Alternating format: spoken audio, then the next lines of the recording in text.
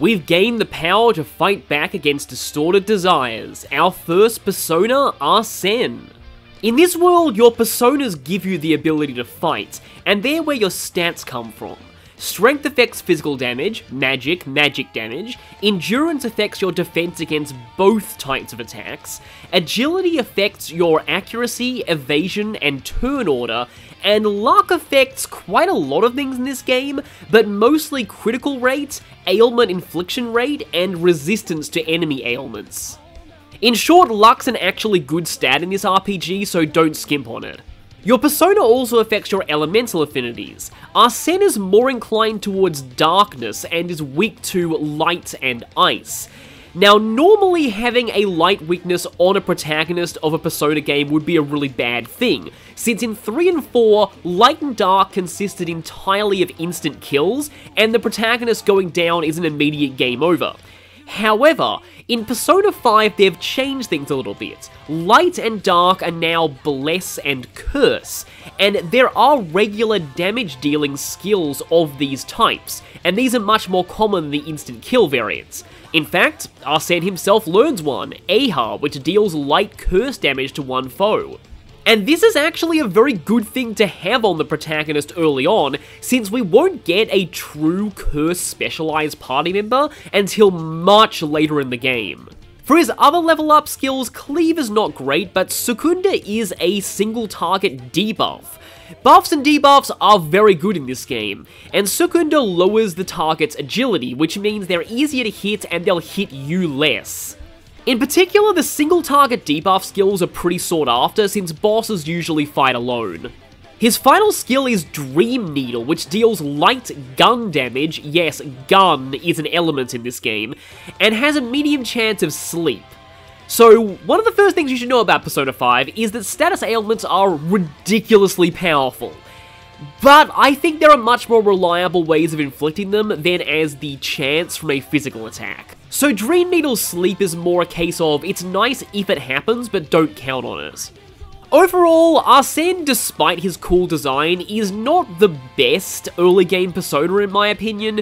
2 weaknesses and only really Aha and occasional sleep to make up for it. But this isn't a hugely bad thing, as this ain't Pokemon. You are very much encouraged to get rid of your starting Persona early. But if you like Arsene's design, and who could blame you, there are ways to make pretty much any Persona endgame viable in P5. They just take a lot of time and effort. The other information on this screen is not going to be relevant right now because it all pertains to mechanics we haven't unlocked yet, but for completeness sake, I'll go over it here. Can't inherit refers to a persona's inheritance type, which dictates what skills they're allowed to be given via fusion. Now, there's very little chance you'll ever need to make Arsene through fusion anyway, but Arsene's inheritance type is Curse, which means he can't inherit physical, gun, bless, or healing skills, but this only applies to inheritance via fusion. As you can see, Arsene still learns physical and gun skills through level up, and there's another method of learning skills that is also not affected by inheritance types. Itemization is a mechanic we'll unlock later, but for the point that you get it, Arsene's cane and the Great Thief's stick are pretty decent weapons for the protagonist. And finally, traits. This is a new mechanic added in Royal, but it doesn't unlock until the start of the second dungeon. Still, it's a good idea to remember that Arsene has Pinch Anchor, because it's actually a very good trait to have for the mid-game. Every persona is based on a figure from mythology or human popular culture, and in this case, Arsene comes from literature. Being based on Maurice Leblanc's creation, Arsène Lupin, first appearing in 1905. Lupin was not the first gentleman thief in fiction, but he's definitely the most famous and the one that set the mold for many imitators to come.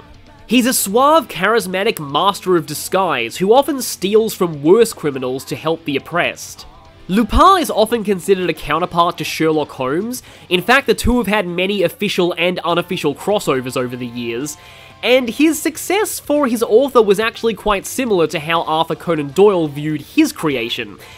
Maurice Leblanc did have other things that he wrote that he wished did better, but Lupin sold so well that he had to devote most of his time to writing more Lupin stories. But this character has a particular legacy in Japan, as in 1967, a manga author by the pen name Monkey Punch wrote an unofficial sequel, Lupin III, starring the part Japanese grandson of Arsène Lupin. By the time the Leblanc estate discovered this existed, the character was already out of copyright, so there was nothing they could do. Lupin III became an incredibly successful multimedia franchise, even having episodes of the anime and a movie written by Hayao Miyazaki and Isao Takahata of Studio Ghibli fame. Lupin III is the codifier of the Phantom Thief genre in Japanese media, and Persona 5 draws very heavy influence from it. Raoul is the gentleman thief Arsène Lupin's most common alias, first appearing in the short story The Queen's Necklace. Raoul is Joker's equivalent of the third tier personas the rest of the party gets, his design being a modern take on Arsène. His trait is Hazy Presence, which raises the chance of triggering follow-up attacks from allies. And his signature move is Phantom Show, a high chance of sleep that hits all enemies. Its odds are so high that all you need is one kind of ailment booster, either Foul Stench as a trait, or ailment boost or sleep boost, to have an almost guaranteed chance of it working. His other skills focus mostly on curse damage, learning both heavy tier curse spells, Curse Amp, and Concentrate to power them up. He also has Ali Dance to work off his high agility to dodge things, Heat Riser for buffs, and Life Aid is okay, but here's the problem. Outside of Japan, if you own Raoul, you also own another DLC persona that has Victory Cry. Raoul can be itemized into the Picaresque Hat, which lets you recover from ailments in one turn and raises all stats, or the Picaresque Crown for a higher boost. No doubt he stole that off some famous monarch.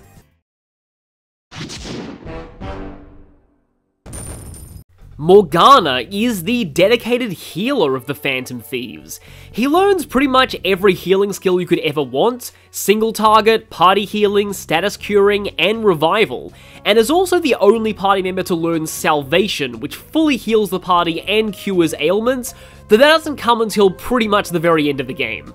Statistically, Morgana is balanced in most areas, except for very low endurance and HP, meaning that he is very squishy, which is not a good thing for your main healer. He's also weak against Zeo skills. For when he's not healing, Morgana is dealing damage with wind magical skills, and he learns both Wind Boost and Wind Amp, which stack with each other, so his damage output by the end of the game is still pretty decent, though he doesn't have anywhere close to the highest magic of the party, making him still more of a healer than a fighter. His other damaging attacks are a little gimmicky, but situationally useful. Lucky Punch and Miracle Punch are physical attacks with low accuracy, but pretty much always critical when they do hit. In the vanilla game, these two attacks were the most reliable way to knock down enemies with no weaknesses. But Royal added much more reliable methods of doing that, so I feel Morgana has been indirectly nerfed in this version.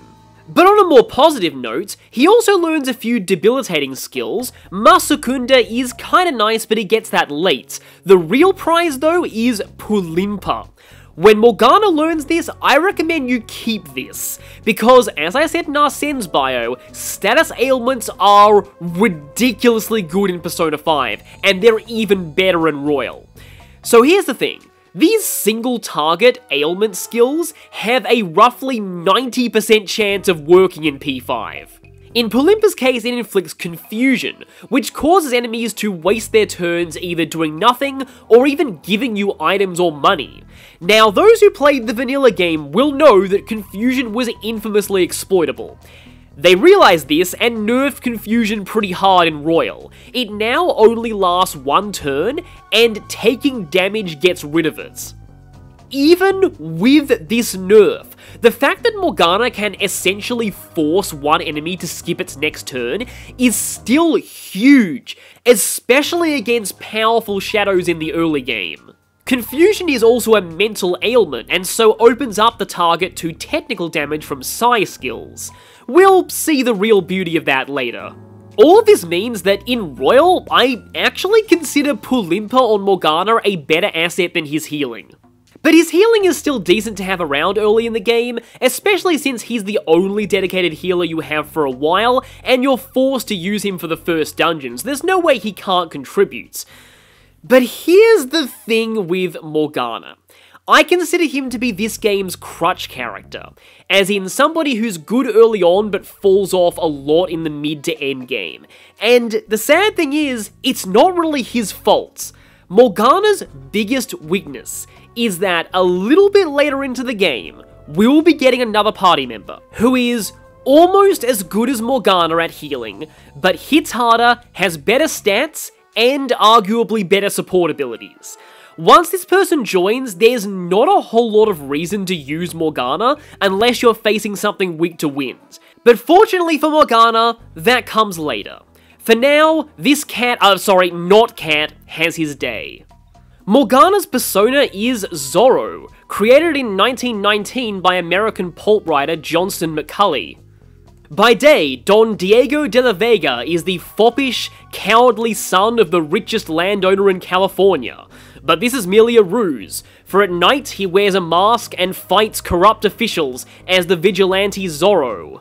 Spanish for fox, so named because he prefers to fight with his wits and cunning than brute strength. His weapon of choice is a rapier, which he uses to carve his signature initial wherever he goes. Zorro's debut story, The Curse of Capistrano, was supposed to be a one-shot, but the film adaptation in 1920 was so successful, it inspired the author to keep going. These days, Zorro has spawned many adaptations, I mainly know him from the Antonio Banderas films, as well as many imitators. You might notice that his backstory is suspiciously similar to a certain Caped Crusader. Many consider Zorro to be one of the first examples of a superhero in fiction, alongside other characters like the Phantom and the Shadow. I'm actually surprised this game was able to use the character, as while the original story and most of the early Zorro films are in the public domain, Zorro Productions Incorporated still asserts ownership over the copyrights to the character. I wonder if Atlas had to negotiate with them when making this game. Mercurius is Latin for Mercury, the Roman god of commerce, messaging, communication, travelers, boundaries, trickery, and most notably for Morgana, thieves. He's nearly identical to the Greek god Hermes, including being gifted a magic wand with snakes intertwined, the Caduceus, which you can see him holding here. And just like Hermes, he guides deceased souls to the afterlife. While the syncretism with Hermes is obvious, he was also syncretized with the Germanic god Odin once the Romans expanded that far, and the Roman name for Wednesday is literally Mercury Day, which persists into modern Italian, as well as most Romance languages. When awakening to Mercurius, Morgana's wind resistance becomes an immunity, and he gains a resistance to bless. Don Diego de la Vega is the civilian identity of the masked hero Zorro. In the original story, The Curse of Capistrano, his name was Diego Vega, and because it was a one-shot, his identity was exposed at the end of it. This and the main villain's death were quickly retconned when it became a full series after the 1920 film was a smash hit. Diego studied swordsmanship as a university student in Spain. He's summoned back to his home of California by his father after it falls under the rule of an oppressive tyrant. Diego plays himself up as a wimpy, cowardly intellectual in his personal life, who nobody would suspect of being a master swordsman. Just as Zorro was one of the earliest superheroes, Diego set the template for many superheroes' secret identities.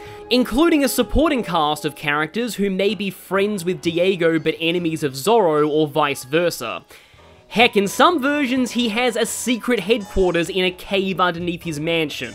Diego, and by extension Zoro, may have been inspired by Joaquin Murrieta, a legendary Mexican outlaw who may or may not have really existed. Third tier personas have the same stats and elemental resistances of their second tier forms, but their traits are upgraded and they gain an exclusive skill. Diego's upgraded trait not only increases the power of healing, but has a chance of reducing its SP cost. His skill is Miracle Rush, which is literally just Miracle Punch against all enemies. It has the same cost as using Miracle Punch twice, so against 3 or more enemies, it's more efficient. As I said all the way back in Morgana's initial bio, there are far more reliable methods of knockdown than Miracle Punch in Royal, which makes this one of the weaker Third Awakening skills. It can still provide occasional baton pass support though. Every good band of thieves needs the big strong guy. And that's Ryuji's role in the Phantom Thieves, and he fills that very, very well. He doesn't have the highest strength stat of the party, but he makes up for that by having the highest endurance and HP. This is great because it means he'll generally always be able to pay for his physical skills. Speaking of which, he learns a lot of those. Single target, multi-target, and ailment inflicting, though only early on.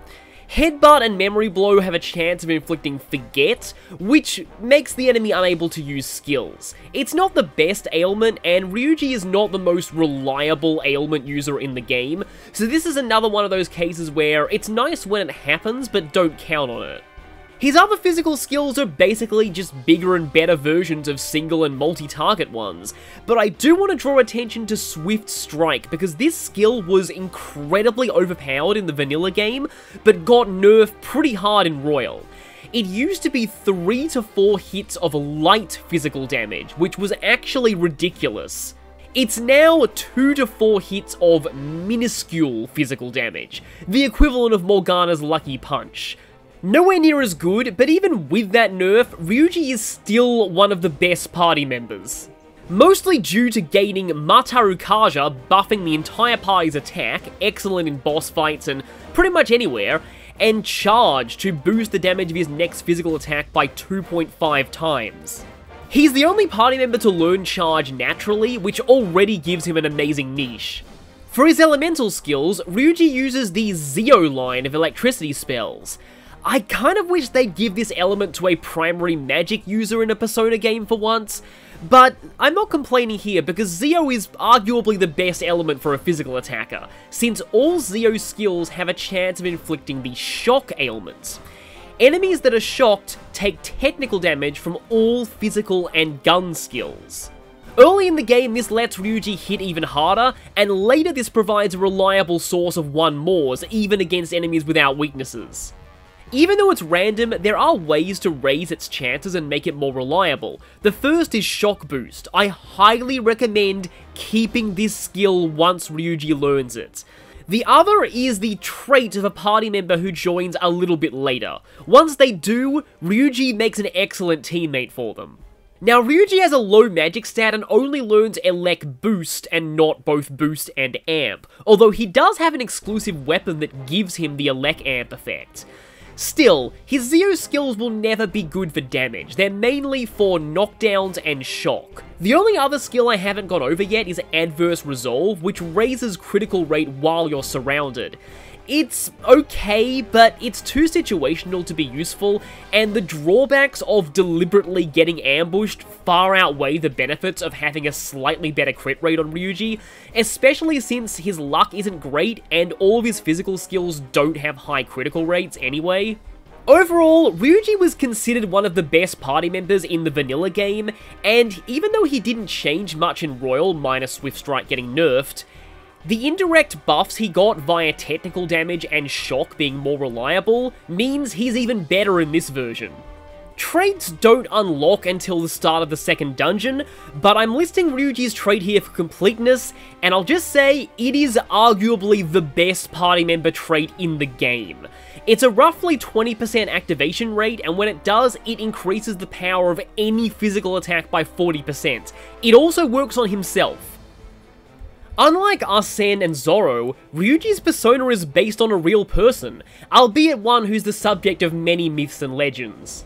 William Kidd was a Scottish privateer, essentially a pirate on the government's payroll, hired to attack enemy ships during wartime. Kidd was once a member of a French-English pirate crew, until he and his crew mutinied, ousted the captain, and renamed the ship the Blessed William. He got up to many adventures and misadventures over the course of his career, and all sources agree he was eventually captured by England for piracy, though why, that's disputed. Some say he may have attacked some ships that England wasn't actually at war with and so crossed the line into unsanctioned piracy, while others say the reasons for his arrest were primarily political. Most of those who employed him were politicians of the Whig Party. So when the rival Tories came to power, they used him to discredit their opponents. Kidd never named his employers during his trial, hoping they would reward his loyalty by bailing him out. Instead, they threw him under the bus and may have tampered with the trial to ensure he was convicted. And so he was hanged and gibbeted over the River Thames for 3 years as a warning to all future pirates. Born from an egg on a mountain top, punkiest monkey that ever popped. He knew every magic trick under the sun, teased the gods and everyone to have some fun. These lines pretty much sum up the character of Sun Wukong, the Monkey King, from the 16th century Chinese novel Journey to the West. As for where I got them from, I'll explain that later. Seiten Taisei is the Japanese reading of one of the titles the Monkey King gave to himself, meaning Great Sage equal to heaven. Which also shows the kind of person that he was. His early exploits can only be described as aggressively pranking the entire pantheon, including the theft of numerous sacred objects, and making himself immortal in 7 different ways, my personal favourite being travelling to the underworld and crossing out his own name in the Ledger of Souls. Eventually the gods got so fed up with his antics that they got the Buddha to step in, who gave the Monkey King a simple challenge, leaping out of his palm. He was like, sure, that's easy enough, and leapt all the way out of the palm to the ends of the universe, where he found 5 tall pillars, which he defaced and urinated on as proof of his victory. He leapt all the way back to the Buddha and was like, aha, see? Only to find a very familiar smell and scribbling on one of the Buddha's fingers. And so he was imprisoned under a rock for 500 years. Sun Wukong is amazingly not the main character of Journey to the West. That would be the monk who freed him, but he is by far the story's most popular and iconic character, to the point where most modern adaptations not only make him the main character, they also name themselves after him.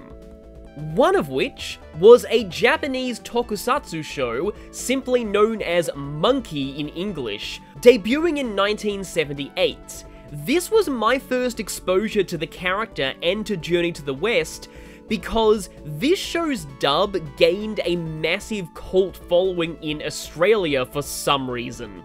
And my father was a big fan of it. Those lines that I quoted at the start of this profile, they come from the show's theme song, Monkey Magic, which I really wanted to use as the music for this bio, but I was afraid of getting copyright hammered. One final note, as the character of Goku in Dragon Ball was heavily inspired by the Monkey King, this kind of means that, just as Joker's persona was the progenitor of the Phantom Thief archetype, Ryuji's ultimate persona is the progenitor of the Shonen Hero archetype, which is fitting for Ryuji. Upon his second awakening, Ryuji's resistance to electric turns into an immunity, and he gains a resistance to fire. William is simply the first name of the legendary Scottish privateer and maybe pirate Captain Kidd. Many legends of his buried treasure emerged after his execution, including one notable false find in 2015. 2007, however, was a much more successful year for Captain Kidd's researchers, as the remains of one of his most famous ships, the Quidar Merchant, were found off the coast of the Dominican Republic. This was an Indian merchant vessel hired by Armenians and captained by an Englishman, but as it was given safe passage by the French East India Company, an enemy of the English at the time, Captain Kidd was adamant this was a legal capture and not technically piracy. A cannon salvaged from this wreckage was added as a permanent exhibit at the Children's Museum of Indianapolis in 2011, though it likely doesn't look like a railgun like it does here. And with that segue, William upgrades Captain Kidd's trait to eccentric temper, which may raise ally physical damage by a ridiculous 80%. That alone makes Ryuji one of the best party members at this point in the game, but then we get his special skill, Fighting Spirit, which bestows charge on the entire party. This does cost 80 SP, which is very steep, especially since Ryuji has the second worst SP of the party, above only Yoshizawa. But in most fights, you'll only need this once. Of course, to make the most use out of it and eccentric temper, you'll want a physical heavy party, so Yusuke, Violet. This is especially useful for Violet since she can't charge herself.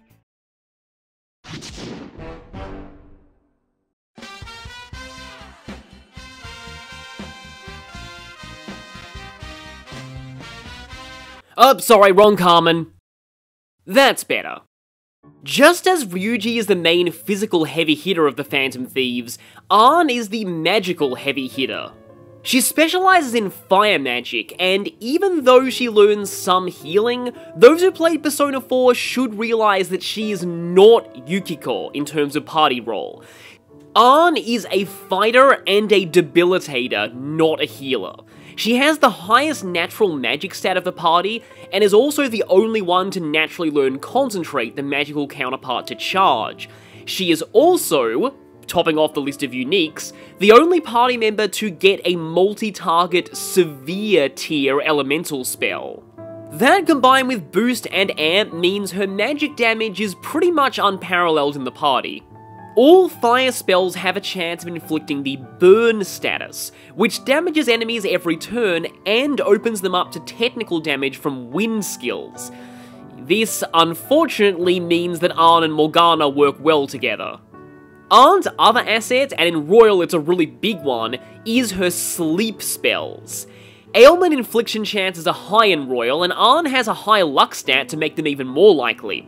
But sleep opens the enemy up to technical damage from everything. And when we start unlocking more buffs to technical damage later, that's gonna make Ann an incredibly good party member. She gets Dormina for single target sleep and Lullaby for hitting the entire party at lower chances.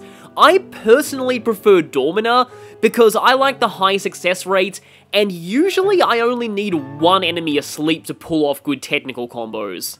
But Dormina can be good too, it's all a matter of preference. She has Ambient Aid to raise her ailment odds even higher, but it only works during weather conditions, which only happen at certain times during the year. I personally find these skills way too situational to bother with, but there's no harm in keeping it until Ann learns better things. Fitting for someone who's more magically offense-inclined, Ann learns her elemental break skill much earlier than the rest of the party does. Now, I haven't actually mentioned this yet, but the break skills have been buffed in Persona 5. They now hit all enemies instead of one. I still personally feel that if you're up against something that's immune to fire, it's best to just use somebody besides Ann. But since she's more reliant on fire for damage, I guess Fire Break can be helpful. She also has Dekaja to cancel enemy buffs, and Taruunda to debuff the enemy's attack. Ann's main weaknesses, besides, well, ice, are being a little fragile, very reliant on SP to do damage, and not having a party buff skill. That can actually be a big problem later on. But as long as the enemy is not immune to fire, Arn is a great asset in terms of damage, and even if they are, sleep is also fantastic. Arn's trait is Mastery of Magic, which gives her a roughly 20% chance of lowering the SP cost for anyone in the party using a skill, and that includes herself. This would be fantastic if it was usable during Kamoshida's palace, and it doesn't unlock until the second palace. By that time, SP management is nowhere near as much of a problem as it is at the beginning, so I don't find this trait to be that great, even though it is nice when it activates. Much to my and maybe other people's annoyance, Arn's persona is not Carmen Sandiego. It's Carmen, the character from the French novel, later much more famously an opera, of the same name. The novel is from 1845, and the opera premiered in 1875. The Carmen here mostly takes after the opera, which actually didn't open to very good reviews or reception when it debuted in France, but gained better recognition when it was released outside France. Two of its most iconic songs are the Toreador song from Act 2 and the Habanera from Act 1, which is the song that I'm playing now. I'll bet many of you listening to this have heard this song at some point in your lives, though you may not have known it came from Carmen. In context, it's the first song that Carmen herself sings. She's a Romani woman who works at a cigarette factory, who gains the attentions of Don Jose, who, despite already being engaged, becomes obsessed with her. She reciprocates his feelings at first, but eventually leaves him for a bullfighter, causing Don Jose to become increasingly jealous and possessive, culminating in him murdering her. Carmen was a very unconventional heroine for an opera at the time, and in contrast to the original novel, gets a surprisingly sympathetic treatment in the end, despite seeming like a femme fatale at first. She's commonly seen as a symbol of freedom, somebody who would rather die than be untrue to herself.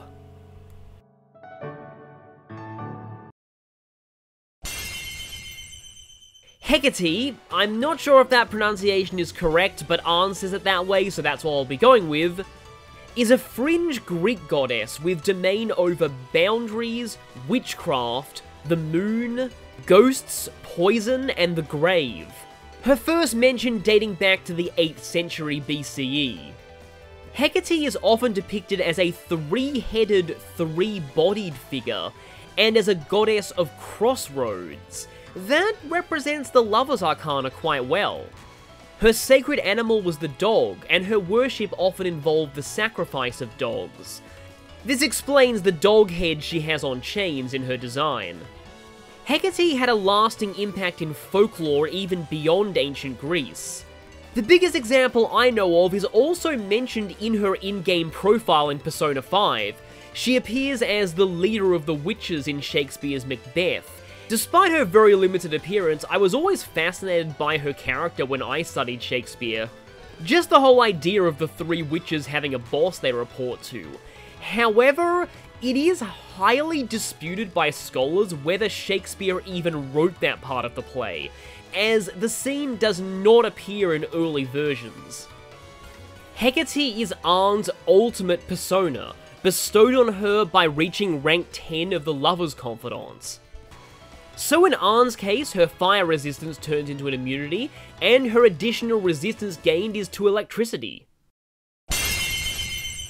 Célestine Galli-Marié was a French mezzo-soprano who was the first actress to play Carmen in the titular opera.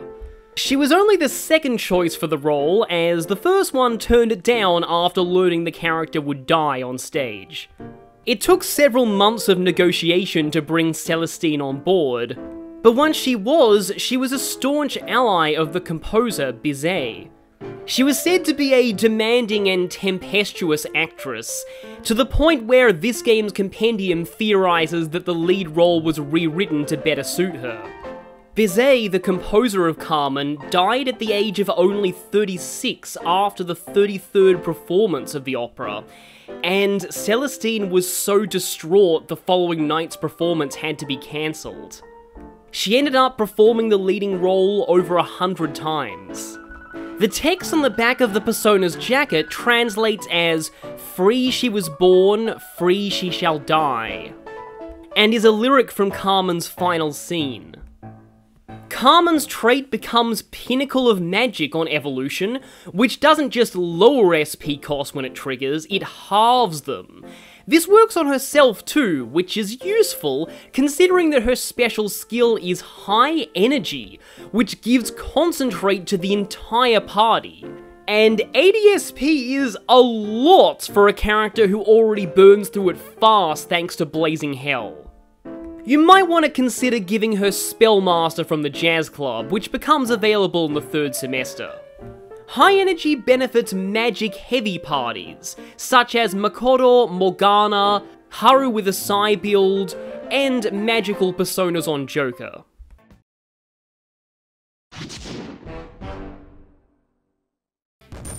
In the immortal words of a different Emperor character, I've been waiting for this.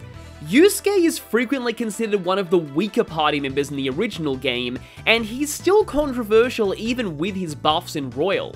But I've always found him underrated even in the original version, and I hope to explain why.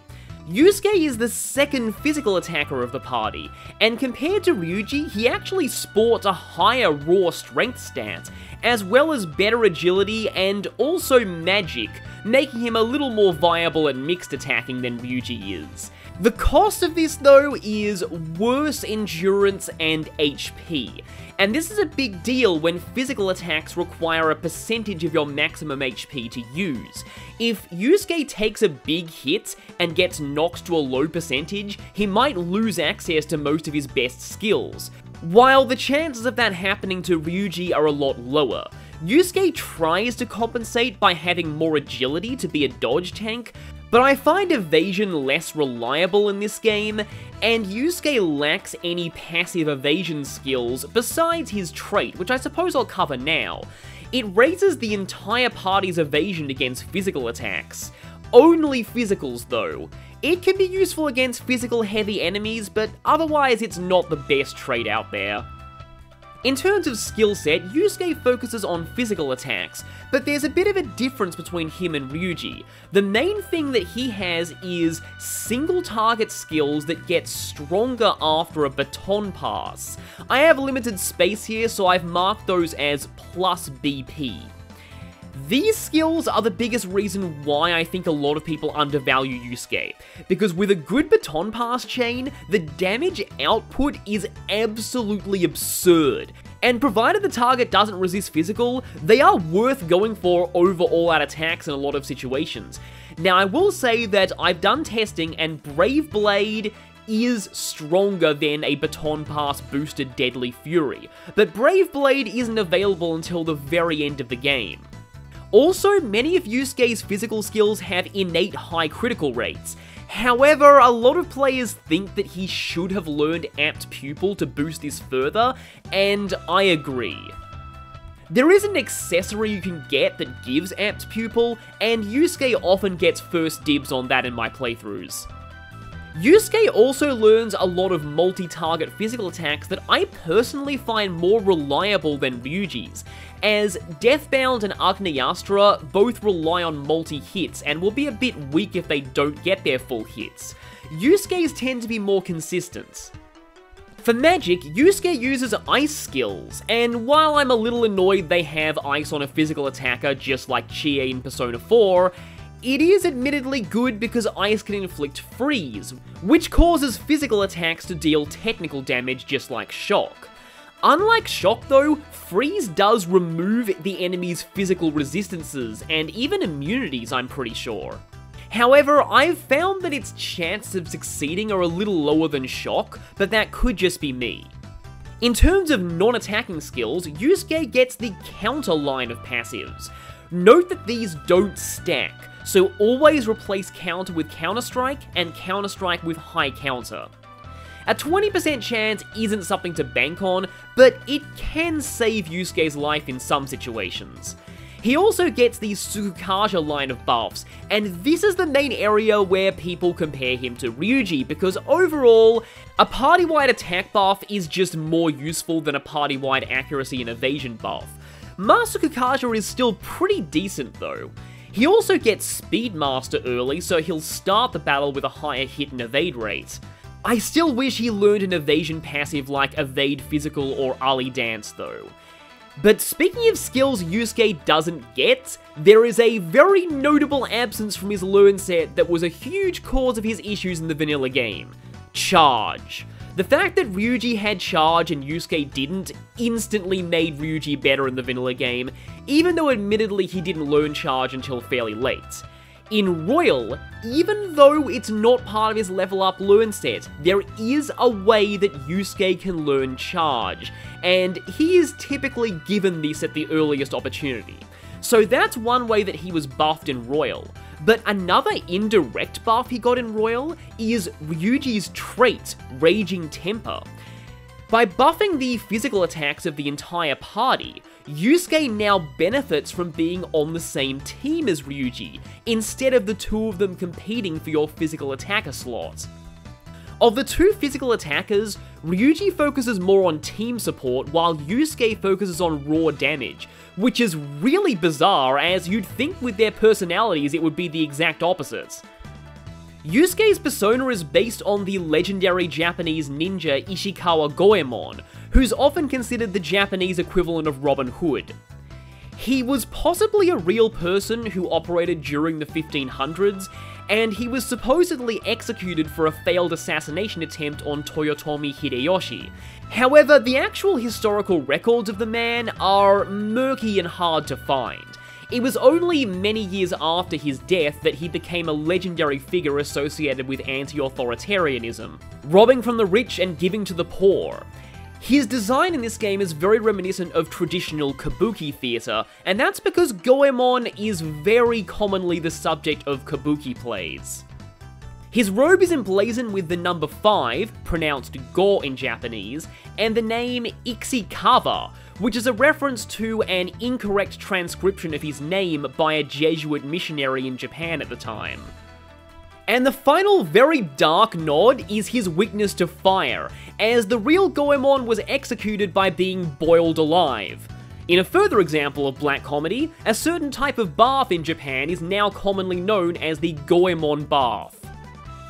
Goemon's legacy continues into popular media. I mentioned that Lupin III was a big influence on this game back in Arsene's bio, and one member of Lupin's gang is Ishikawa Goemon XIII, known for his catchphrase, "Once again, I cut a worthless object."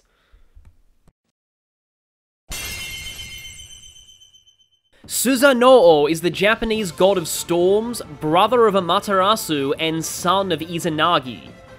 Following the theme of the other Phantom Thieves' ultimate personas, he had a quarrel with another god and was disgraced as a result.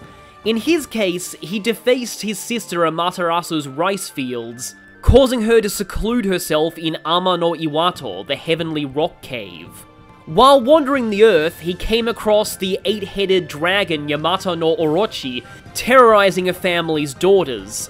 With trickery, specifically getting its heads drunk on sake, Susanoo slew the beast, and presented the two swords in its corpse, Ame no Murakumo and Kusanagi no Tsurugi, to Amaterasu, thus completing his redemption arc. The title Kamu Susanoo only appears in the records of the Izumo province, Kamu simply being an archaic Japanese word for god. If you've played earlier Persona games, you'll know this is not the first time Susanoo has been a party member's ultimate persona. It's in fact the third, after Yosuke in Persona 4 and Mark from Persona 1. But him being Yusuke's ultimate persona is still significant. Firstly, you know all those jokes about Yusuke bringing rain wherever he goes? Well, now his ultimate persona is the Japanese god of storms. They were all building up to this. Second, Yusuke is the only member of the Phantom Thieves to have personas derived entirely from traditional Japanese myths. This represents his love of traditional Japanese art, and his arc dealing with very old Japanese cultural issues such as filial piety. Upon evolution, Kamu Susanoo learns the Evade Fire skill, turns his ice resistance into an immunity, and gains a resistance to wind, fitting for a storm god. Gorokichi, which from its kanji seems to mean lucky fifth son, was either the true name of Ishikawa Goemon or his childhood nickname. The Goemon kabuki play, Kinmon Gosan no Kiri, is still in performance today, and in its most famous scene, Goemon sits atop a gate and says, "The spring view is worth 1,000 gold pieces," or so they say, but this is too little. These eyes of Goemon rate it worth 10,000. There are several accounts of the fate of Goemon's son during his execution. In one, Goemon was able to save him by holding him above the boiling water. The son was later pardoned. In another, things weren't so happy. Goemon had to plunge him to the bottom of the water to mercy kill him, and held his body high in defiance of his enemies until he himself succumbed.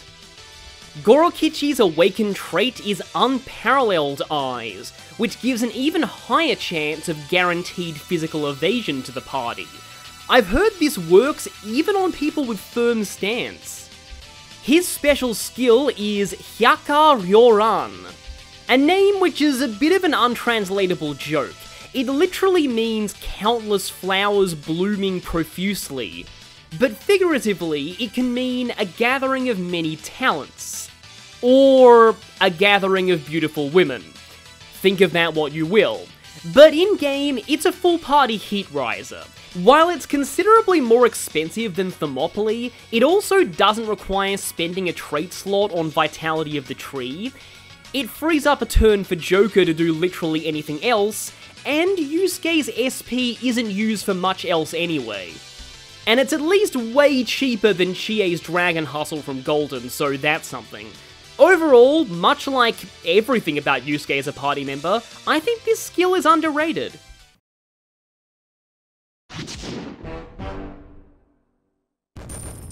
Makoto's starting moveset should give you a pretty good idea of what she's all about. It covers magic attacking skills, a physical attack, healing, a defense buff, and a status ailment. And her stats look pretty well-rounded too.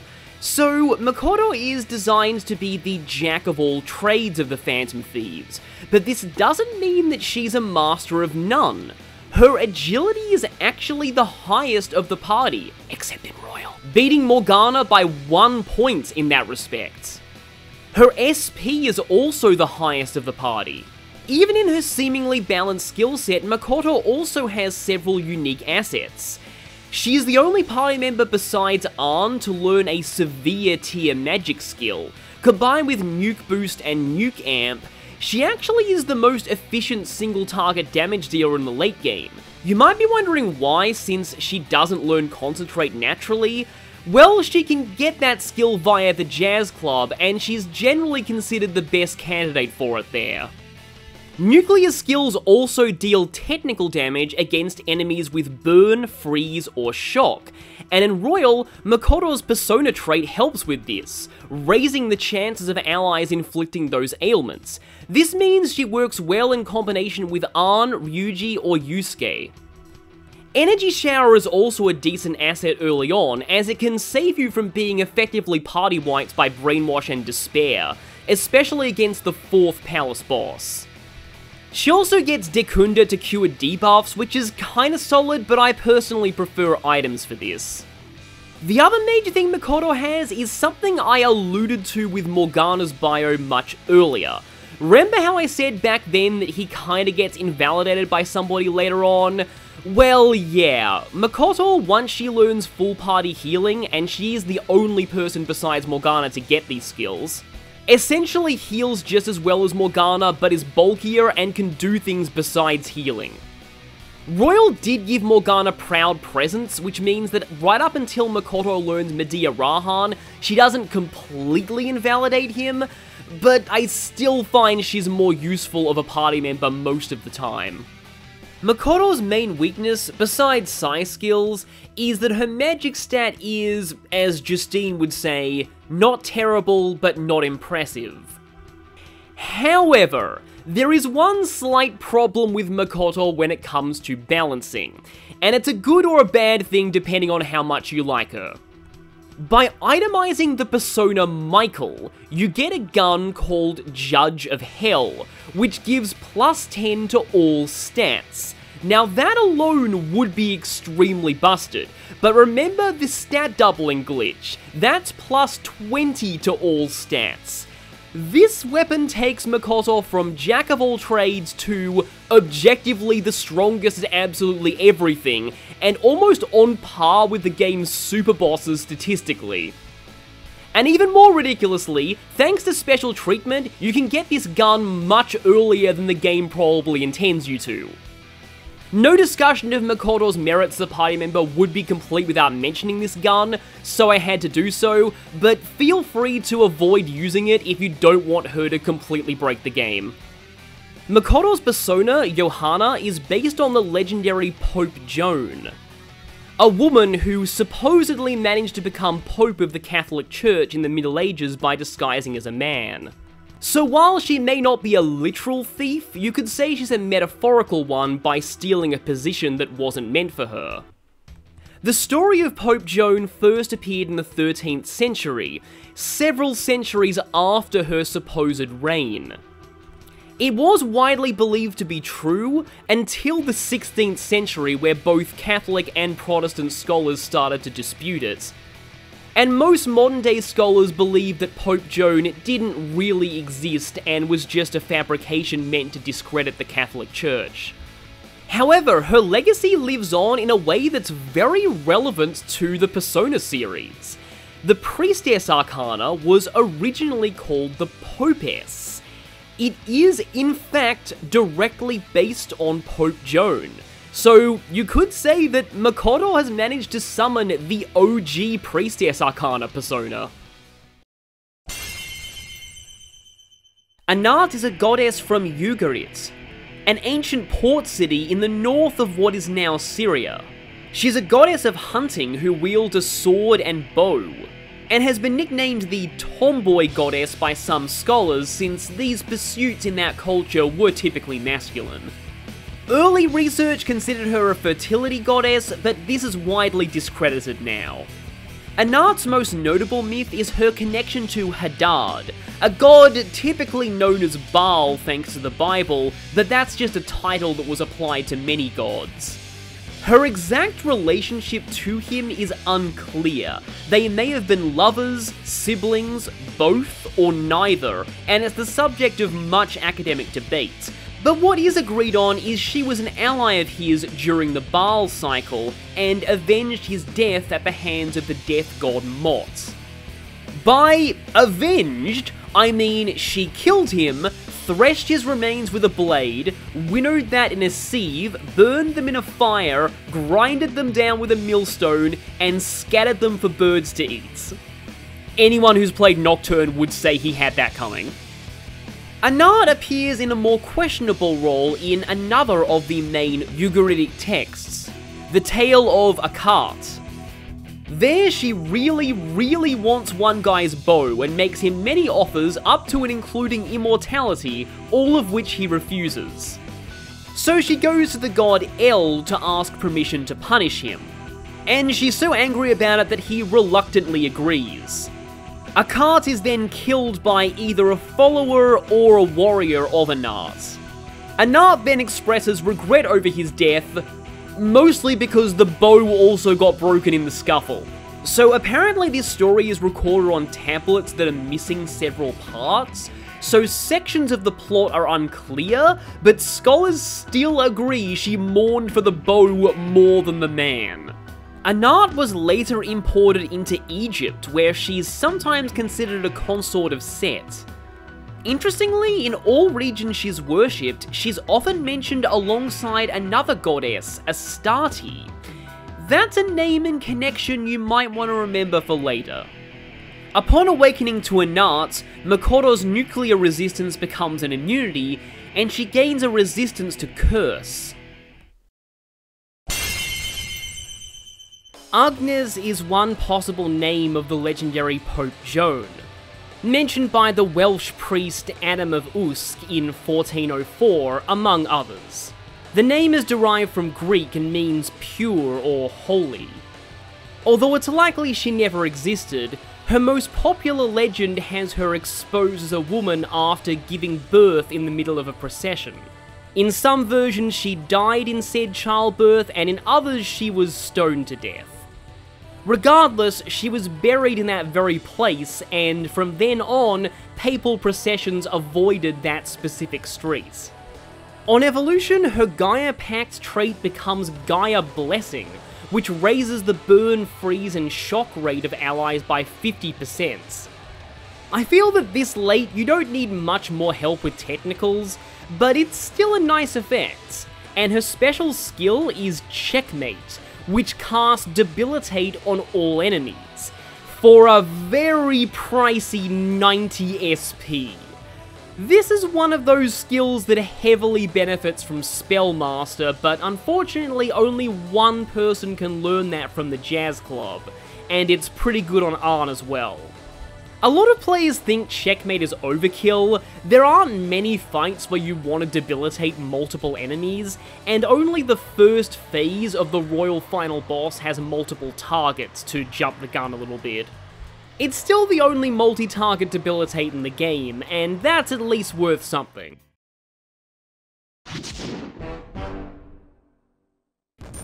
The Necronomicon is a fictional document of eldritch lore that plays a major role in H.P. Lovecraft's Cthulhu mythos. First mentioned in the 1924 short story The Hound, in the stories, the book was written by Abdul al-Hazred, which is not even a legitimate Arabic name, a mad worshipper of Cthulhu and Yog-Sothoth, who explored many ancient ruins of the world, including in Memphis, Egypt, there's the connection to this dungeon, looking for and documenting the secrets of the Old Ones until his mysterious death in 738. And by mysterious, I mean seized by an invisible monster in broad daylight and devoured horribly before a large number of fright-frozen witnesses. In the year 950, it was translated into Greek and given the title Necronomicon, which loosely means Book of the Dead. The stories never revealed much about what was actually written in the Necronomicon, because by Lovecraft's own admission, if anyone were to try to write the Necronomicon, it would disappoint all those who have shuddered at cryptic references to it. Nonetheless, the Necronomicon proved to be so popular that many real-life libraries have received requests to check it out, both joking and otherwise. The Necronomicon might seem strange as a Phantom Thief persona, but it actually works on many levels. It represents the theft of knowledge rather than a literal thief, which fits with Futaba's role as a hacker. Those who discover its forbidden research tends to die, go insane, or both, which is similar to what happened to Futaba's mother, and it representing something alien and beyond mortal comprehension relates to how Futaba sees herself and her own mindset, perhaps. Fittingly, Futaba is pretty unique as a party member, and that's why I went over the mythology first. I'm going to be doing things a little differently here. Futaba will be our navigator from now on, RIP Morgana and Lookin' Cool Joker, and as a result, her persona is entirely support-oriented. Its stats don't do anything. Now, she does have a ridiculously high luck stat, which many people think affects the likelihood of her ability succeeding. By all accounts, it doesn't, it's just there for flavor. Futaba does have a persona trait in Royal, though it's a little different from most of the others. It's essentially an upgrade on the party's all-out attack. Once Futaba has joined the party, any all-out attack has a 25% chance of being a special Futaba finisher that automatically defeats all enemies and heals all allies. The abilities that Futaba learns by level up, I'd say are boring but practical. They just restore the HP and SP of backup members after battle. This means that if you have someone who's running low on SP, you can just put them in the reserves for a few fights and charge them up a bit. These get a lot stronger at higher levels as sub-recover HP and SP EX, but this is not all Futaba can do. She learns many other navigator skills, but that's all through her confidant, and so I'm gonna jump the gun and talk about Futaba's confidant abilities now, because no discussion of her as a party member would be complete without them. This confidant will automatically start around the end of August, and because of that, Futaba will always have access to moral support, which gives her a random chance to cast buffs or healing on the party. At rank 2, she gets Memento Scan. Now, this is even better than just fully mapping out a floor. Since it also includes the exit, you're able to completely skip the floor once it activates. At rank 4, you have a chance of instantly starting a battle with a hold-up, and this can happen even if you're surrounded. At rank 6, moral support gets incredibly broken. She now has access to her super move, Ultra Charge, which gives charge and concentrate to the entire party. She can also sometimes restore SP. Ultra Charge, as you'd imagine, is completely busted. The only downside is you really don't want this to trigger while your party is brainwashed. I've had that happen to me before. At rank 7, after every battle, Futaba has a chance of restoring all treasure search objects in the metaverse. Useful for getting a bit more money, I guess. At rank 9, if 2 or more party members are KO'd in a single enemy action, Futaba has a chance to swap them out for backup members instantly. While you want to avoid situations where this will activate, it is very helpful when it does. At rank 10, Futaba actually gets 2 benefits. Firstly is the thing that every other party member gets at rank 10, which we'll cover when we get to it, but the second is Final Guard, which will nullify an attack on the entire party if it would have KO'd 1 or more party members. The game says this is a chance, but I think it's actually guaranteed once per battle.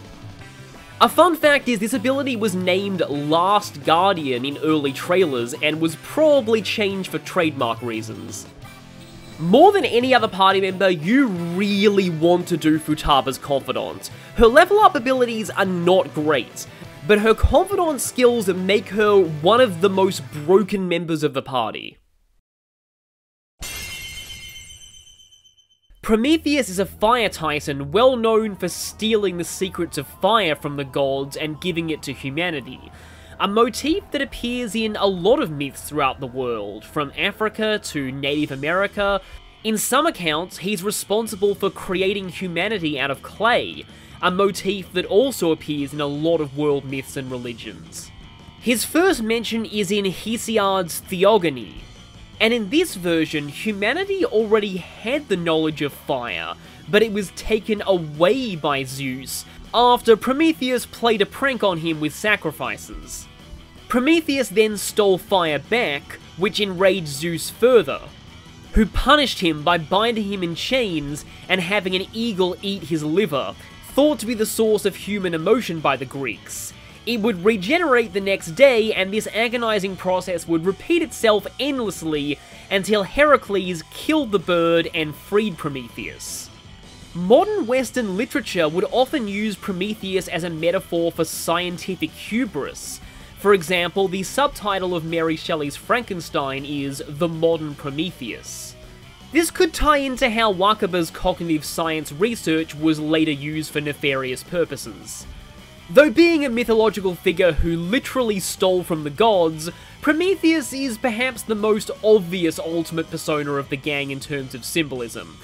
And as a side note, I really like this artwork where it almost looks like he's going, "Shh, be very, very quiet. I'm stealing fire."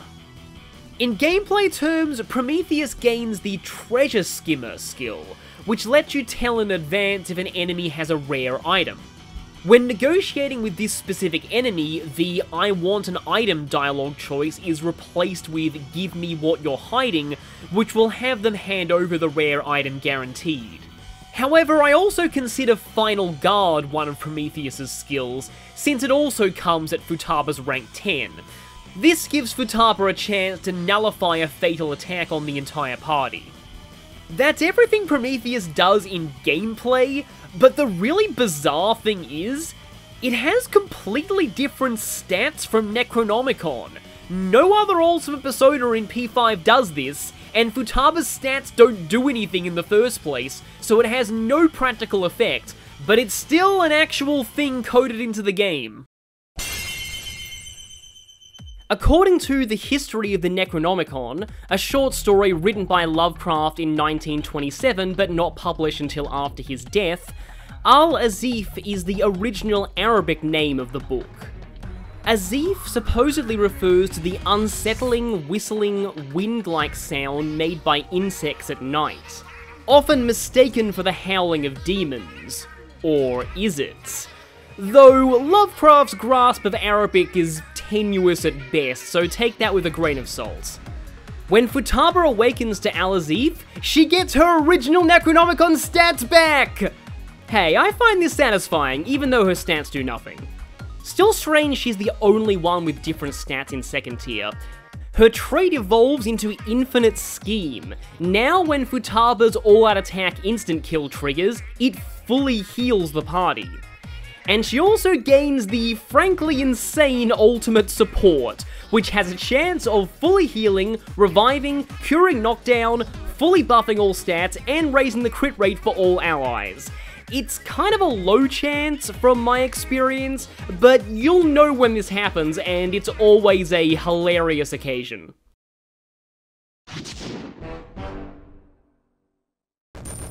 The floof has finally arrived. Haru is a very unique party member. She's balanced statistically with an edge towards strength, and her trait helps protect the party from dangerous status ailments. But it's her skill set that defines her, or rather, the fact that it tries to cover so many bases when she only has 8 skill slots. There are several things that Haru does better than any other party member, but you can only afford to focus on 1 or 2 of those per playthrough, otherwise you'll stretch her skill set too thin and make her mediocre. More than anyone else, Haru benefits from looking up her learn set ahead of time and planning your build for her in advance.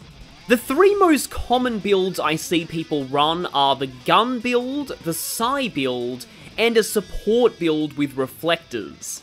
The gun build is the most popular, and I can see why. She's the only party member to learn gun persona skills. That impressive arsenal under Milady's dress ain't for show. She may only get 2 attacking gun skills, but they're all she ever needs. One-shot kill is very strong and has a high critical rate, but triple down is stronger when it's not critting, and also has good spread damage. She also gets gun boost and gun amp to buff the skills further. Unfortunately, she joins a little too late to get charge from the jazz club. That would have really helped here.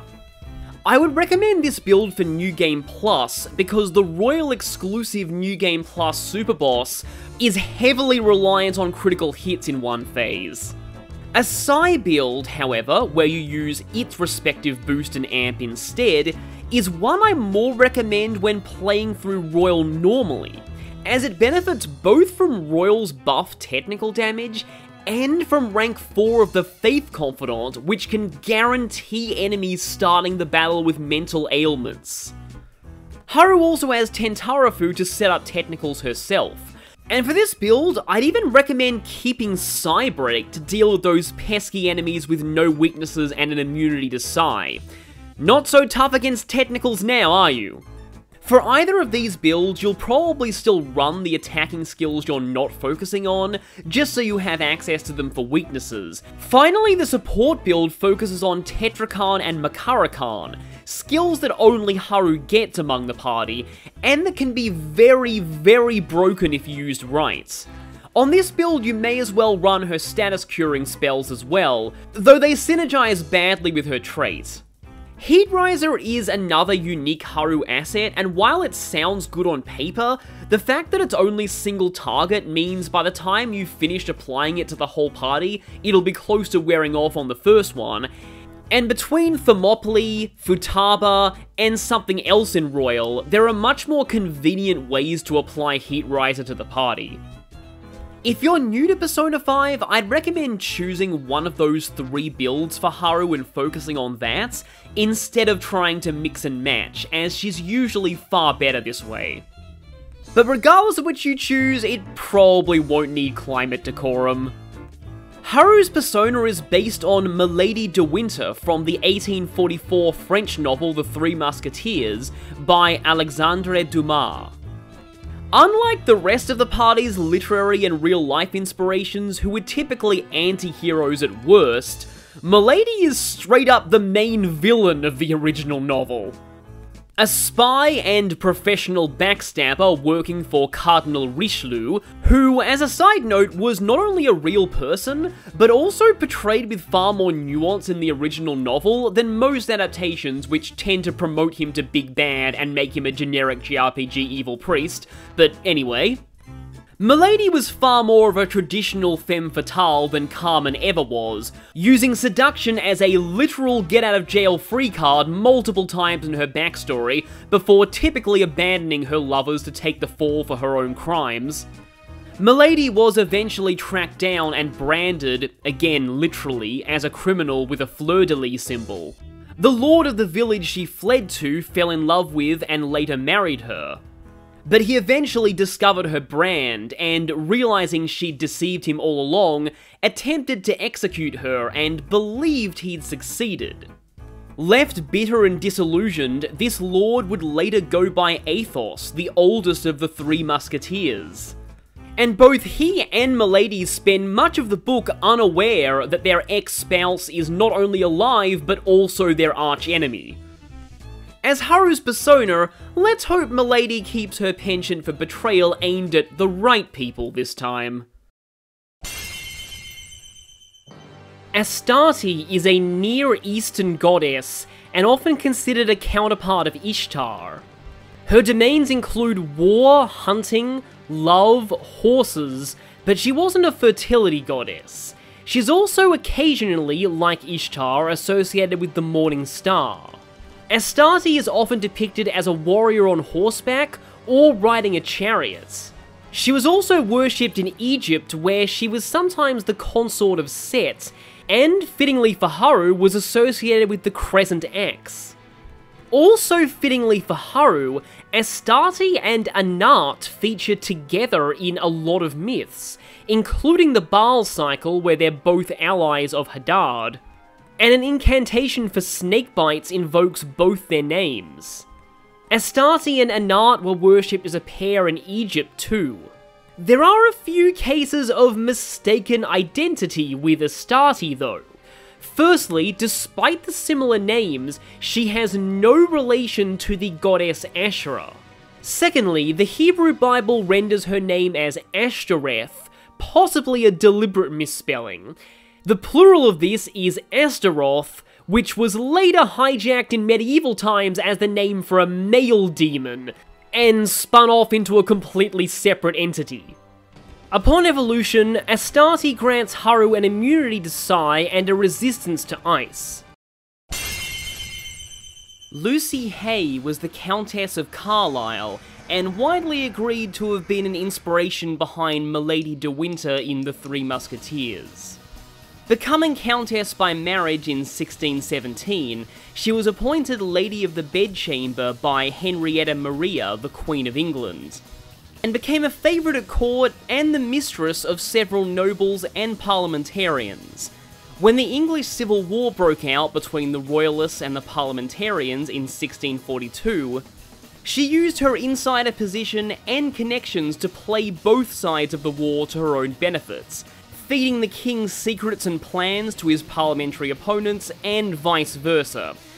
In 1649, she was arrested and imprisoned in the Tower of London, but still kept correspondence with the prince in exile through her brother.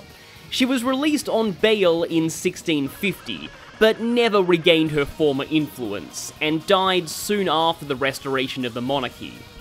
Lucy allegedly stole some diamond studs the Queen had given to the Duke of Buckingham, which is something Milady de Winter does in the Three Musketeers story, hence the likely inspiration. Upon evolution, her trait becomes Cool Customer, which decreases the chance of allies being hit with ailments by 50%. This is particularly good for Royal's 3rd semester New Game Plus Super Boss, as they like to use a lot of ailments. What's also good is her special skill, Life Wall. This is equivalent to casting Tetrakan and Makarakan on the entire party, giving them 2 separate reflectors, one for physical and one for magical. Not for Almighty though. Unlike most other 3rd tier skills, 95 SP is a steal for this effect, as it would cost over 200 SP and 8 turns to apply all these walls individually. It can be used as a panic button, to buy time for using buffs, or to damage enemies with their own attacks. It's one of the best 3rd tier skills in the game.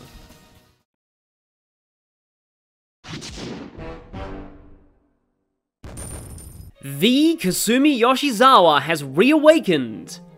Kasumi is a physical attacker focusing on agility and critical hits. She runs a build many people wish Yusuke did. Not only does she actually learn Apt Pupil, she starts with it. And she's got a mix of single and multi-target physical skills.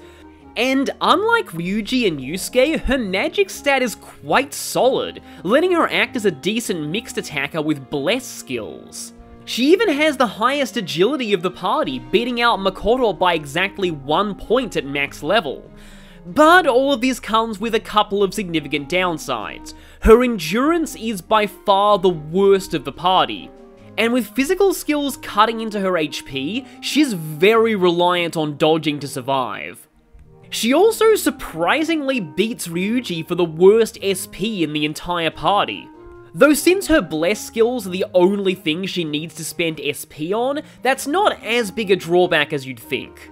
Her persona trait is Veil of Midnight, which has a chance of preventing allies from being knocked down by criticals or weaknesses. For me, this is firmly in the "it's nice when it does trigger, but don't rely on it" category. Overall, Kasumi is, somewhat fittingly, a glass cannon, hitting hard and providing lots of baton passes through critical hits, but very reliant on defensive support from her allies to stay alive.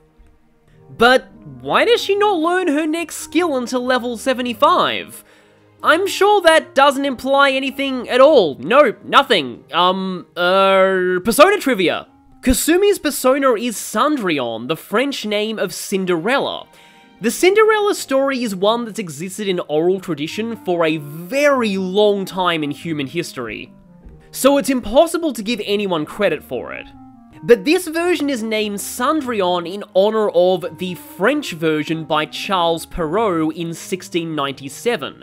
Not only was this one of the most popular written versions of the story, it's also the one the vast majority of modern interpretations draw from, since it was the first version to introduce now common elements like the fairy godmother, the slippers, and the pumpkin carriage. An important note is the much darker and gorier Brothers Grimm version actually came after this one. So it's not the true form of the story and more like an edgy rewrite. But you might be wondering, what does Cinderella have to do with Phantom Thieves? Well, when you look at it metaphorically, she grew up as an abused, impoverished servant girl courtesy of her stepmother, and yet she was the one who married the prince in the end. You could say that Cinderella stole a future that wasn't meant for her.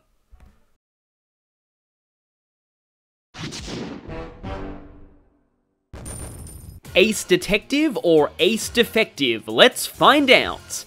Akechi is a major latecomer to the party with a stat build very similar to Haru's, exchanging a bit of magic for slightly more strength and agility, though his HP is quite a bit higher than hers. Despite being resistant to Bless and weak to Curse, his skill set uses both elements, in both their damaging and instant kill forms, along with Almighty skills, a physical attack in Megaton Raid, and some decent passive and support options too. Megadola and Megaton Raid are both very strong skills for the point where he joins the party. And especially with a baton pass, they're more effective at sweeping random encounters than his instant kill skills are.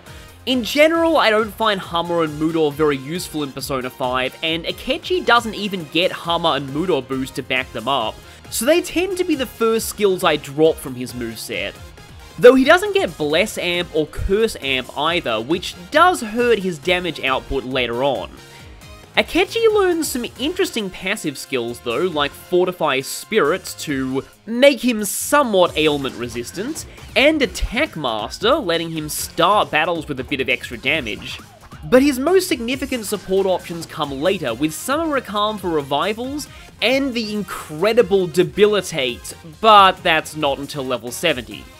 His trait is Tactical Spirit, which, when triggered, lowers the cost of a buff or debuff skill used by himself or an ally. Now this actually has a 66% activation rate, which means Izanagi from the DLC, regular not Orkami, can guarantee this activating with his own trait.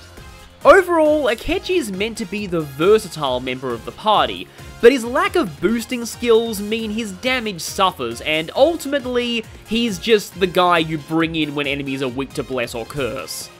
Remember when I said all the way back in Arsene's bio? We won't get a true Curse specialized party member until much later in the game. Yeah, this is why. Akechi's persona is possibly the most iconic Phantom Thief of them all, Robin Hood. Even before he joins, the party have been called modern-day Robin Hoods all throughout this story. But Robin Hood's actual origins are complicated since he's a folklore character who originates in oral tradition, meaning there's no definitive version of his story. It's been changed and adapted countless times ever since the 15th century or even earlier. The main constants are that he operates in Nottingham and Sherwood Forest, is a master archer, and opposes some form of authority, though the robbing from the rich and giving to the poor aspects were added later. He also wasn't a noble or former noble in early versions of the story. There he was a yeoman or land-owning commoner. Robin's iconic cast of characters, both friend and foe, began to form as the legends were retold, including Little John, the big guy of the gang, Friar Tuck, his love interest Maid Marian, the corrupt Sheriff of Nottingham, and Guy of Gisborne. The design of his persona form doesn't feature his iconic green and instead takes more inspiration from Superman, which could reference legendary characters like Robin Hood being a precursor to modern superheroes, as well as Akechi's childhood desire to be a hero.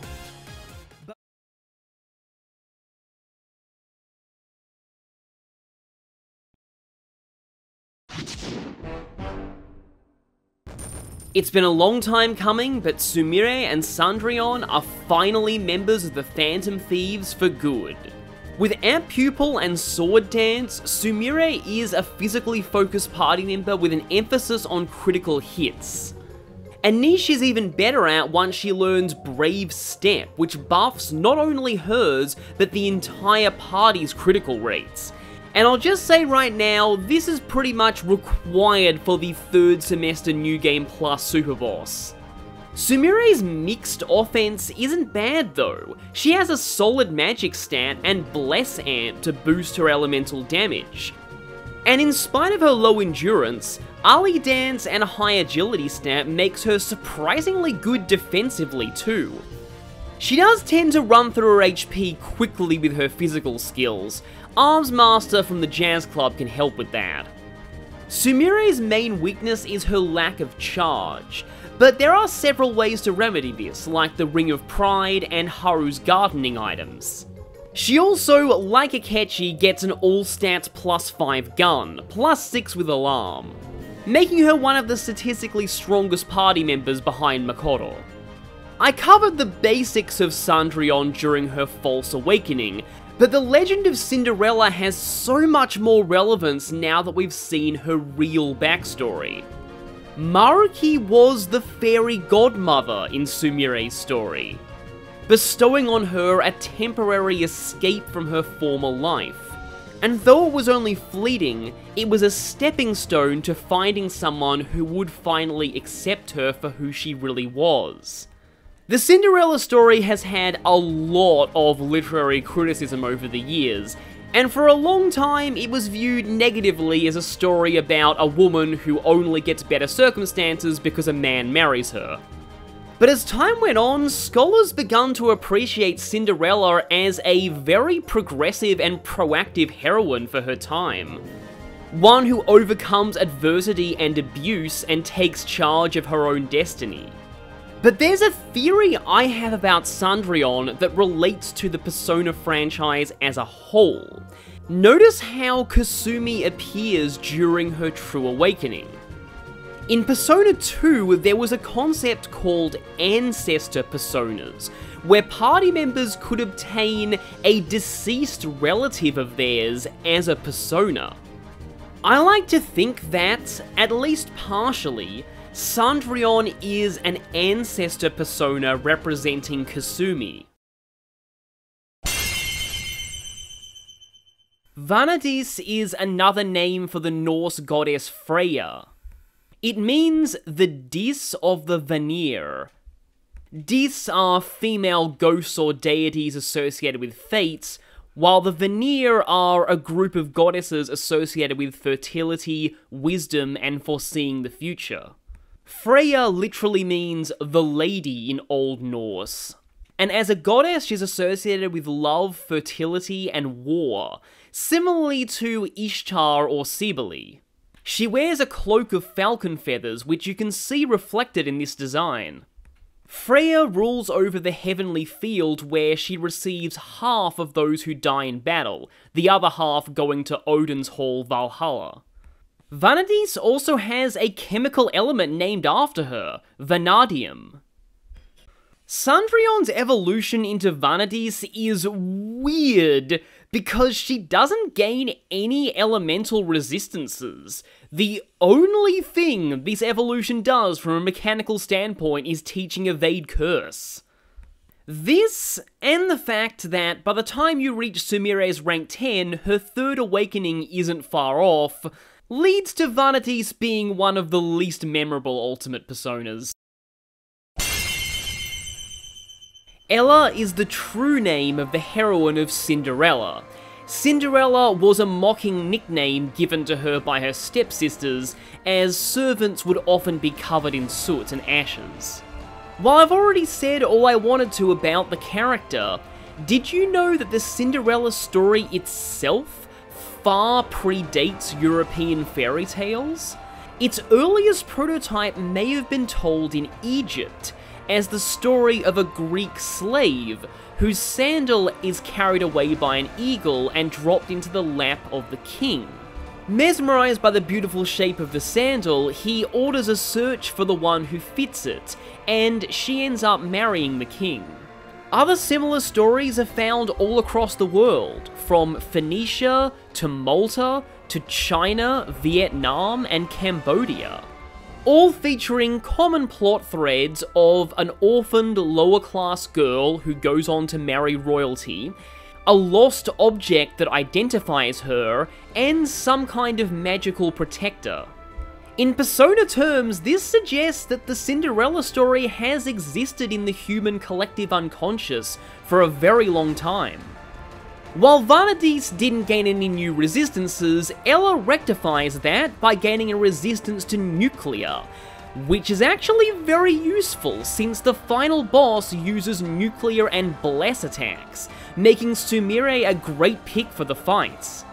Her trait becomes Veil of Sunrise, which has a higher chance of preventing knockdown on allies, and her special skill is an attack, Masquerade, which deals 2 hits of severe physical damage, 300 power, the equivalent of Death Scythe.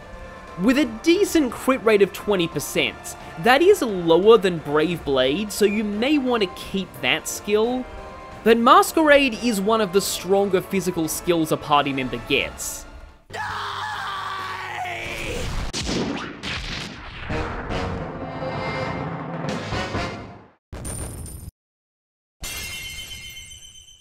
Akechi with Loki keeps the same stats and trait he had with Robin Hood, but he's now weak to Bless and immune to Curse, and he always starts with the moveset you see here. None of Robin Hood's skills carry over. Though I believe if you taught Robin Hood anything at the jazz club, Loki can relearn those skills at the confessional.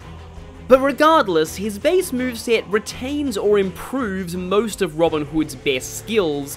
The main things he loses are the instant death skills, the bless skills, and Summer Calm. This means Black Mask Akechi is, fittingly, focused almost entirely on offense, and he's got a good variety of it. Levitine, which he retains from his boss fight, is colossal physical damage, but only single target. Riot Gun is for spread physical damage, but of the gun elements. Megadolon is reliable damage against everything, and Aegon is for hitting enemy curse weaknesses. Attack Master theoretically gives him an edge in damage for the first 3 turns, but this late into the game you really should have Oromaru Haru on one of Joker's personas. Fortify Spirit and Evade Bless are passives that provide defensive utility. But Akechi's biggest strength by far is his one non-damaging skill, Debilitate. He's the only party member to naturally learn this, which alone is a huge niche. By far Akechi's biggest weakness is his lack of any boost or amp skills. This means his damage will suffer in comparison to the other party members, and he can often feel like a jack-of-all-trades, master of none. He does get a +6 to all stats weapon though, so that's something. Akechi's new persona is Loki, a Norse god and one of mythology's most famous trickster deities. The son of the goddess Laufey and a Jotun, Loki is also the father of Hel, goddess of the underworld, the wolf Fenrir, the world serpent Jormungand, and through shapeshifting, the mother of Odin's Mount Sleipnir. Loki annoys the other gods to no end, with antics ranging from harmless pranks to full-on murder. His most famous exploits include flighting with the gods, i.e. roasting them, disguising Thor as Freya to help get Mjolnir back, and engineering the death of Balder. Loki was eventually bound and tortured with serpent venom, but at Ragnarok he will escape from his bindings and wage war against the gods, until he and Heimdall slay each other. According to developer interviews, Loki's design in this game was modelled on dazzle camouflage, which was used for some ships in World War I. Dazzle camouflage isn't meant to conceal, it's meant to make it difficult to estimate a ship's range, speed, and heading. In other words, you know something's there, but you can't tell how far away it is or what its intentions are. Which is a fitting metaphor for both Loki and Akechi. This is great. I feel so alive. I'll sow chaos as far as the eye can see. Alright. Before I explain Hereward, I have to say that this Persona Awakening is not guaranteed. It's actually a special unlock for choosing specific dialogue options throughout Akechi's Confidant. You have to choose You're My Rival at rank 7, I Accept at rank 8, and I Want to Keep Our Promise the night after defeating him in Shido's palace. If you make all 3 of those choices, then you get Hereward.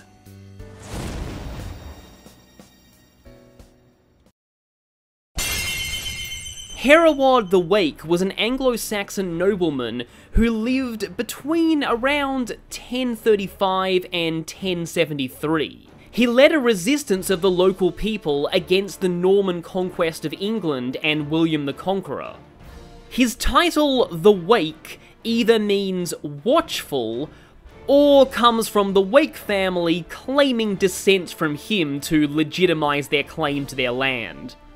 Historians don't doubt Hereward existed, but most believe his tales were greatly exaggerated. He was supposedly exiled at 18 for disobedience to his father and disruptive behaviour, and declared an outlaw by Edward the Confessor. He returned to England to find his land taken over and his brother killed. He killed 15 Normans in revenge, and then joined the anti-Norman resistance. His legends are said to have inspired and influenced the stories of Robin Hood, hence why he's Akechi's evolved persona. But as for his depiction here, while Robin Hood's design had elements of Superman, Hereward's is inspired heavily by Batman. He gains a resistance to Psi, which the final boss ironically does not use, and his trait becomes Ingenious Spirit, which has a chance of halving not just the cost of support skills, but also allies and his own Almighty skills. Almighty is quite useful in the final boss fight, since it has a lot of shifting resistances. Speaking of Almighty, his special skill is Rebellion Blade. Colossal, and I do mean colossal, it is one of the strongest attacks in the game. Almighty damage to one target, doing 2.5 times damage if they're knocked down. The final boss itself can't be knocked down, but some of their components can be, so this effect is still useful. The main thing to note about Rebellion Blade is despite its name, it's actually a magic attack, which means it's boosted by Concentrate, not Charge.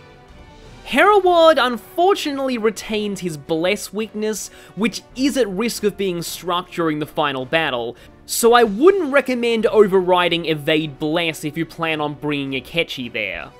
Though most people do, as it's the only time Hereward is usable and you kinda have to work to get him.